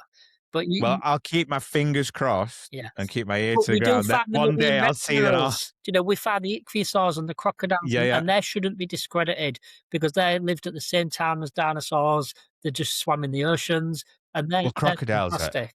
I mean, they are I mean, I've seen them in real life. I lived in Africa. I've seen them in real life. They are frightening Yeah, to, and there is, it's really strange. Like, I know they're technically reptiles, yeah. but But they but look there like is something, dinosaurs. there's Yeah. just something different about them. Like, especially when I was stood in quite close proximity. Like, there is just something different about them. They're not what you would class as a reptile. They're It is ancient, aren't prehistoric. they? When you sat next to a crocodile or an alligator, you could just tell that those guys have been around for a long time. Well, yeah, and not putting words in a crocodile's mind or mouth. They don't give it, like, they don't really give a shit about you. They're Um, like, oh, we've seen yeah. so much come and go. You're nothing. When I was learning a bit about marine crocodiles from a fossil hunting point of view, I read that there was quite a few different branches of crocodilians, and there was in the early evolution of the crocodile family, there was a branch called the tree crocodiles. So at one point there was a crocodile living in a fucking tree. Yeah, I'm glad that's not alive anymore because I've seen them Evolution, move it. Like, they can run at, like, yeah. pretty quick Oh yeah, speeds. yeah, definitely, yeah. So yeah, people, yeah, I won't like that. And then you've got the sharks as well. I did shark diving in South Africa, and, like, I grew up watching, David Attenborough and Blue Planet, and you see all these sort of, the Shark Week. I loved it, and you see the great whites. Nothing, nothing that you watch on television, YouTube, anything will prepare you for the fucking size of these things that are These just guys that, pure. they go swimming in them tanks with them, I just think you're absolutely crazy. I That noise, I by the remember. way, you that my air compressor was just going off if you heard that rumbling in the back. Don't worry, don't worry. It's really good. It, like, cuts out sort of Alright. background noise Yeah, as well. Yeah, it's good. But yeah, it's like the sharks, right? It's like they're as big as transit vans. They're massive, bloody hell. I thought aren't some of them frighteningly bigger big. than what do you mean, like the Yeah, depth of a transit van? yeah. They're just Wow. the way they're just so huge, and nothing ever. And same with the crocodiles. Nothing really prepares you for the size of them. Yeah, I grew up watching them. I used to have a VHS tape, just like Lewis's wildlife tape. yeah, And I used to watch it all the time. And it was the wildebeest when they crossed the river in Africa, yeah. and basically Croc's like, come at me. Breakfast time. Yeah. Yeah. And nothing prepares you to see them in real life and see the size of these things. They're just mammoth. And the fact, then you think, it makes you understand why they've been around for millions and Yeah, millions of yeah. years, because they're just so specialized in surviving. We've found quite a Um, few crocodile remains on the Yorkshire coast, and I've cleaned a few crocodiles now with the skulls and stuff like that. And now I'm lucky enough I to have think I've, a crocodile bone block in my collection with the armored plates, the scoots, and stuff like that on there. Am I right in thinking, I think when you took somebody out on a walk, they found a crocodile skull? Is Not I've someone's found a little crocodile bone block on my walks, but not a skull. But right. I've prepped quite a few crocodile skulls for other people that have found them. It might have been that Yeah, I'd seen yeah. on your socials. Yeah, it's 'cause they are amazing. I mean, that's one thing that I'd love to find. It's like you hope for a triceratops. I hope for just, like, anything that's sort of crocodilian Well, I would mean, be you're awesome. much more likely to accomplish that than me because when Triceratops were alive, our rock doesn't coincide with that at Did it all. It's exist, right? impossible No, for me well, to find that. You I'll might succeed find it. before you. Yeah, yeah. But first of all, thank you very much, Mark, No for worries. agreeing to come out. I know Yeah, we managed to make it happen yeah. eventually, That's fine. My in pleasure. between your winter fishing Yeah, escapades. yeah. I will make my endeavour make it my endeavour in 2026 to come out with you, me Well, and my my daughter. dates have gone Um, live now. They went live right. December, and I've already sold like 70% of my dates for next year. Wow. So I'm expecting to be fully booked by Christmas or January for next year. I'll speak to the missus for a There's some early good Christmas dates still present. on there. So if you're not quite sure, drop me a message and I'll tell you the the good tad dates. Do you know what I mean? I will do. I will do. So if people want to find you, follow you on Yeah, social it's media, everything's see what the you're Yorkshire about, Fossil Hunter. So the Facebook, the Yorkshire Fossil Hunter, Instagram, the Yorkshire Fossil Hunter, and my website is theyorkshirefossilhunter.co.uk or .com, and there's loads of information on there. simple as that. There is Thank you very YouTube as oh, well, go on. but I don't really. I've got a load of YouTube videos on there, but once I did everything, I didn't want to just redo stuff for the sake of redoing it, if you know what I mean. So, Yeah. and YouTube now, it's sort of I ain't got time for it. I leave that to the young uns. There's some young lads that do loads of YouTube videos, and they're much better at it than I was. So I'm too busy actually fossil collecting. Must admit that that's one of the biggest things with this is like social media Yeah, is the thorn for my rose with this. it's I it fantastic and horrible at the same time. Yeah. Yeah, 100%. I think that's the age of us speaking now, I need Mark, social to be media honest. because it's such a niche job. I wouldn't have any work without social media, but then every night Yeah, I've got to go on social media and reply to and post on it. yeah, Yeah. yeah, you know what I mean? But yeah, thank you very, very much. No worries, Thank you mate. everybody for listening. And yeah, see you all next time. Ta-ra for now. Bye.